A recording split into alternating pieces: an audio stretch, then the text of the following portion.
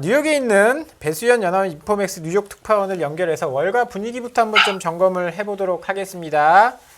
뉴욕의 배수연 특파원님 연결되어 있습니다. 특파원님 안녕하십니까? 네, 안녕하세요. 네, 먼저 지금 시장을 약간 뒤흔들고 있다라고 해야 되겠죠? 파월 의장의 연설부터 한번 좀 점검을 해보도록 하겠습니다. 크게 다른 이야기를 한 건 아닌데 속도 조절의 이야기가 나오면서 주가가 한번 빵 뛰었다가 그 이후에는 고용지표 나오고 또 최종 금리 올린다 이런 이야기하면서 주가가 또 떨어지고 있거든요. 일단 파월 의장의 연설이 어떤 의미가 있었는지부터 한번 짚어주시겠습니까? 네, 한마디로 말씀드리면 파월 의장이 메시지 관리에는 그렇게 성공적인 연준 의장이 아닌 것 같습니다. 우리가 연준이 긴축적인 통화 정책을 실시하는 이유를 되짚어 보면 알 수 있는데요. 연준이 기준금리를 올려서 긴축적인 그런 통화 정책을 실시하는 가장 큰 이유 가운데 하나는 인플레이션 기대 심리를 꺾어놓는 데 있었습니다. 그렇다면 블러드 세인트 루이스 총재의 발언처럼 매파적인 발언을 통해서 기준금리를 굳이 올리지 않더라도 시장이 긴장하게 만들고 그리고 인플레이션 기대 심리를 사전적으로 제어할 수 있는 그런 통화정책 메시지가 필요한 시점이었습니다. 다만 실질적으로 보면 그 기준금리를 75bp씩 4차례나 올렸던 부분은 전례가 없었던 아주 속도감 있는 그런 긴축 정책이었거든요. 그래서 시장이 많이 고통을 받고 있는 건 사실이었고요. 속도 조절로는 너무나 당연한 이야기였습니다. 이번에도 75bp나 올릴 필요는 없다는 부분은 다 공감대가 형성돼 있었는데요. 이 수준을 넘어서 제롬 파월 의장이 시장의 기대감만 잔뜩 부풀릴 수 있는 속도 조절론을 명시적으로 밝히면서 시장이 좀 오독한 부분이 좀 있는 것 같습니다. 아울러서 제롬 파월 의장 입장에서는 이번에도 좀 더 강경한 입장을 비쳤을 때 이미 기정사실화되고 있는 경기 둔화 혹은 경기 침체에 대한 연준의 책임론이 너무 강하게 제기되는 데 대한 그런 사전적인 그런 바람 빼기 같은 그런 행보가 될 수 있는데요. 여하튼 어떤 배경이든지 파월 의장이 메시지 관리에는 그렇게 성공한 것 같지 않습니다. 여태까지 중앙은행의 그런 긴축적인 혹은 완화적인 통화정책 조절 페이스를 보면요. 원래는 25bp시간은 베이비 스텝이 정석이었습니다. 그만큼 금리 인상, 금리 인하에 따른 영향은 항상 후행적으로 나타나기 마련이고 그건 무차별적으로 경제 전반에서 나타나기 때문에 상당히 조심스러운 행보를 보여왔습니다. 그래서 50bp만 인상 혹은 인하하더라도 전부 빅 스텝이라 그랬고요. 75bp는 자이언트 스텝이라고 이야기할 정도였습니다. 그래서 75bp 인상 인하됐던 사례는 제가 이쪽 부분에 종사한 이래로 거의 많은 사례를 찾아보기 힘들 정도였는데 이게 4차례나 이어질 정도로 아주 긴축적인 행보를 보였지 않습니까? 이 부분에 대해서 너무 한꺼번에 기대를 완화시키면서 월가가 좀 연준의 행보에 대한 오독이 있었고 이후에 연준의 최종 금리 수준이 이것보다는 좀 더 높아질 수 있다는 부분이 경제 지표를 통해서 속속 확인된 뒤에 월가에서 다시 지수를 하향 조정하고 하는 그런 소동이 한바탕 벌어진 것 같습니다. 네, 특파원님, 그런데 지난주 후반에 나왔던 11월 비농업 고용이 시장의 예상치를 웃돌았죠. 그리고 임금 상승률도 연율이 5.1%로 강한 수준을 보였는데요. 이 임금이 오르고 있다는 건 다르게 보면은 인플레이션을 잡기가 좀 어렵다라고 보여질 수 있는 부분인데 시장 분위기도 좀 이런 것들을 우려하면서 약간의 조정이 나오고 있는 거라고 봐야 되지 않을까요? 어떻게 보시나요? 네, 분명합니다. 지금 임금 상승세는 아직 가파르게 지금 유지가 되고 있고요. 그리고 다른 보조 지표를 통해서도 보면 당분간 고용 시장은 상당히 탄탄한, 앞서 저희들이 여러 차례 지적했었습니다. 고용 부분은 상당히 탄탄한 기조를 이어갈 것이라고 이야기를 했는데요. 그런 점을 감안해서 그 전날 외환시장에서는 당초에 달러화가 위험선호 현상으로 좀 약세를 보이다가 이 경제 활동 참여율이라는 게 발표되면서 어, 강세로 급변했습니다. 그래서 이 월가에서 요즘은 좋은 뉴스는 좋은 뉴스가 아니고 나쁜 뉴스가 나쁜 뉴스가 아니라는 얘기가 있는데요. 지금 경제활동 참가율이 62.1%, 전월의 62.2%보다 더 줄어들었습니다. 경제활동 참가율이 줄어들었다는 건 지금 일단 고용 시장에는 고용이 아직도 참가하는 사람이 그만큼 적기 때문에 고용은 탄탄해질 수 있다. 그리고 지금 고용에 대한 노동 공급이 그만큼 줄어들어서 이 그만큼 고용 임금 상승을 자극할 수 있는 요인으로 지금 연준은 항상 우려해 왔습니다. 그래서 연준이 주목해 왔던 이 지표가 지금 계속 낮아지는 형태여서 시장이 좀 우려했던 부분이 있고요. 그리고 앞서 발표됐던 미국 공급관리협회가 발표하는 서비스 업황도 보면 지금 11일 만에 11월 서비스 업황이 이제 56.5로 집계돼서 전문가가 예상했던 53.7을 큰 폭으로 웃돌았습니다. 그래서 이 부분만 보더라도 이 지금 연준이 긴축적인 행보를 좀 더 강화할 수 있는 것 아니냐 하는 그런 우려를 자극했고요. 그 우려가 전날 지수 조정으로 이어진 것으로 지금 풀이되고 있습니다. 이제 다음 주에 있을 FOMC를 앞두고는 남은 이제 지표 발표는 가장 큰 이제 11월 CPI가 있거든요.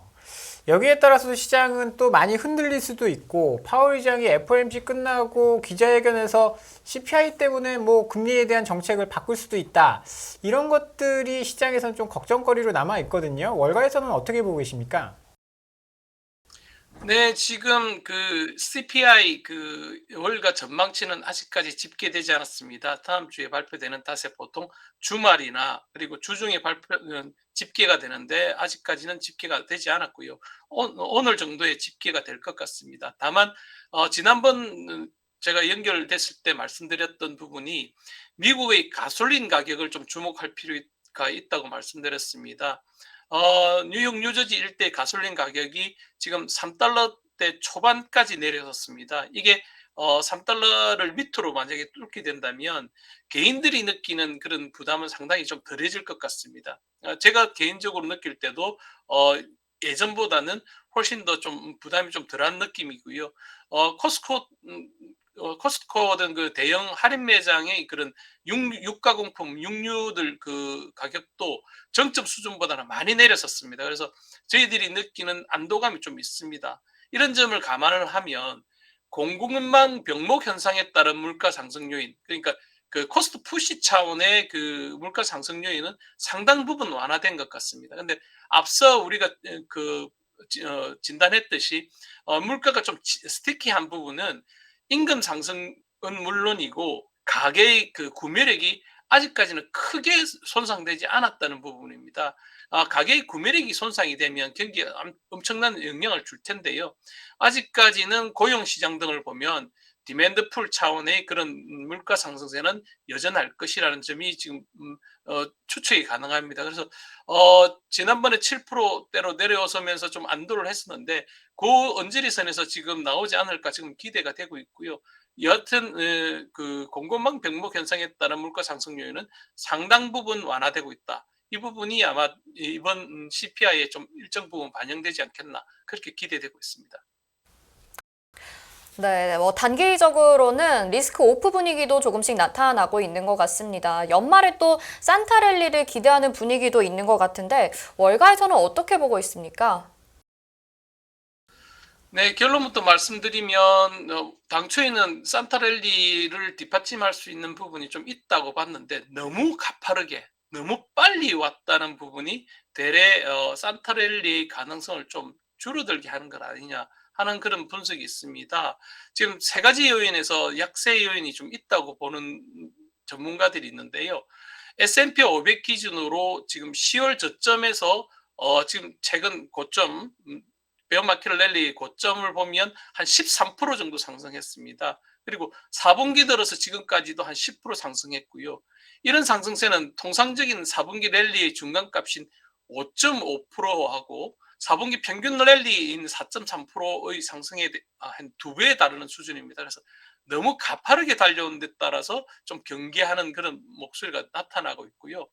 그리고 지금 우리가 앞서 이제 점검했듯이 12월 소비자 물가 지수가 이 연방공개시장위원회 FOMC 하루 전에 발표됩니다. 그래서 이 이벤트 리스크가 어떻게 작용할지 지금 확신을 하지 못하고 있습니다. 12월 중순에 발표되는 CPI가 이벤트 리스크로 작용할 가능성이 있다.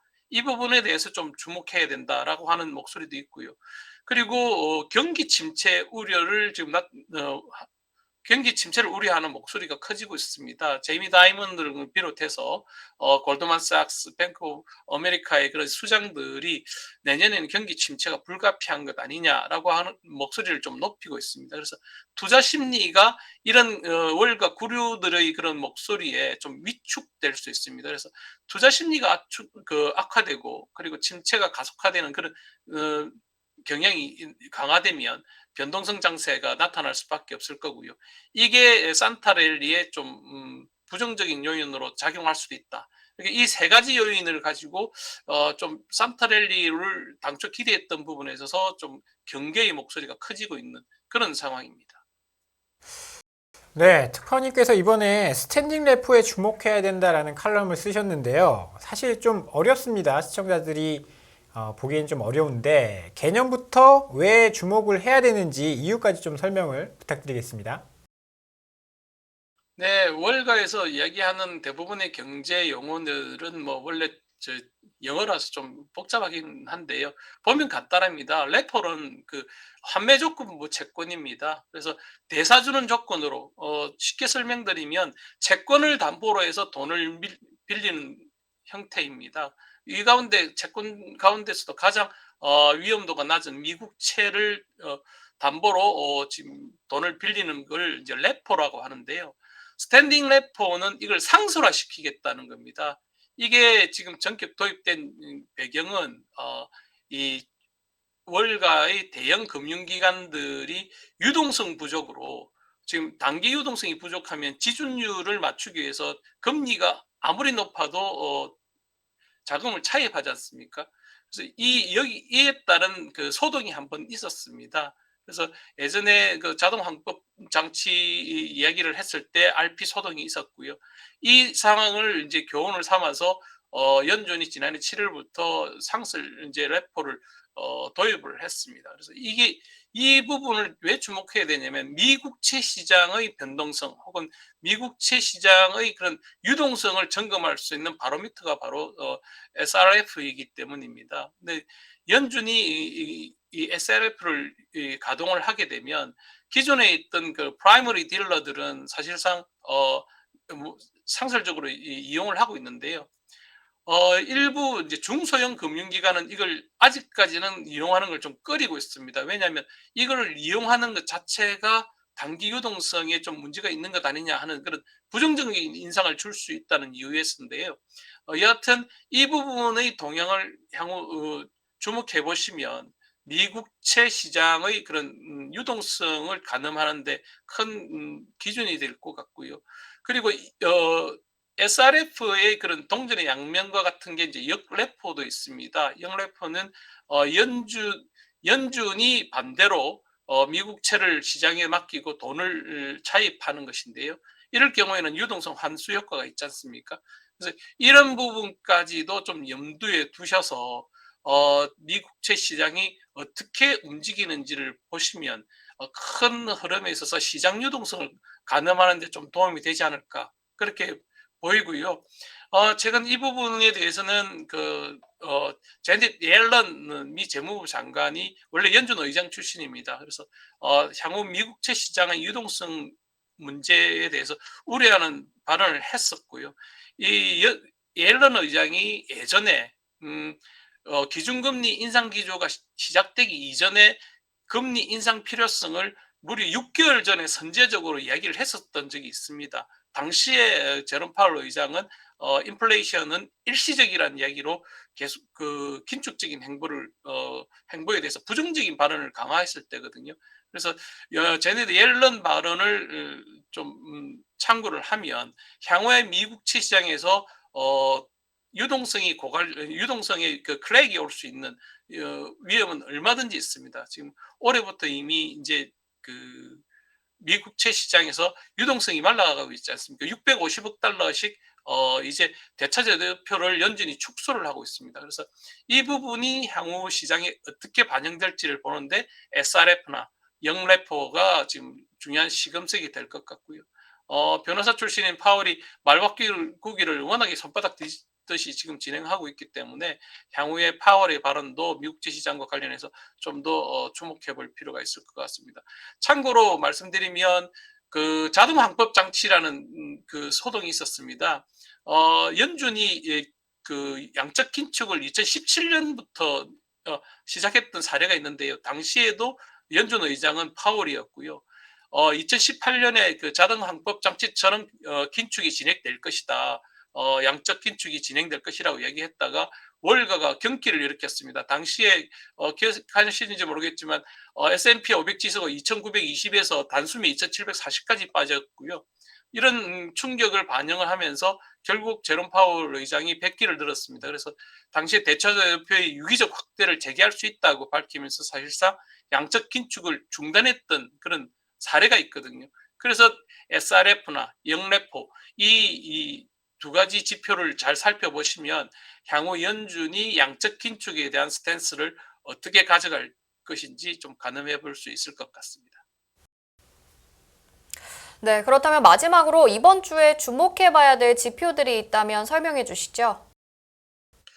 이번 주에 나올 지표는 제가 앞서 말씀드렸던 경제활동 참가율이 상당히 좀 주요 지표는 아니었지만 연준이 향후 지금 고용 시장을 가늠하는데 가장 우려했던 지표 가운데 하나였기 때문에 이 부분을 좀 염두에 두실 필요가 있을 것 같고요. 다음 주에는 어차피 다 아시고 계시겠지만 CPI 그리고 다음 주에 FOMC가 올해 마지막으로 열립니다. 50bp 인상으로 속도를 좀 둔화할 것으로 점쳐지는데요. 오히려 그 인상폭보다는 이때 제시되는 점도표를 좀 주목해야 될 것 같습니다. 연준이 생각하고 있는 최종 금리 수준이 얼마까지 올라갈 것인지 지금 시장이 예상하는 것보다는 조금 더 높아질 수 있다라고 각오는 하고 있는데요. 이게 얼마나 높아질 수 있을지 연준 위원들은 어떻게 생각하고 있는지를 확인하는 게 필요해 보입니다. 네, 특파원님 오늘 도움 말씀 감사드립니다. 네, 수고하셨습니다.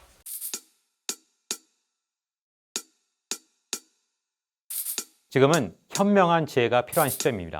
딱 10분만 투자하세요.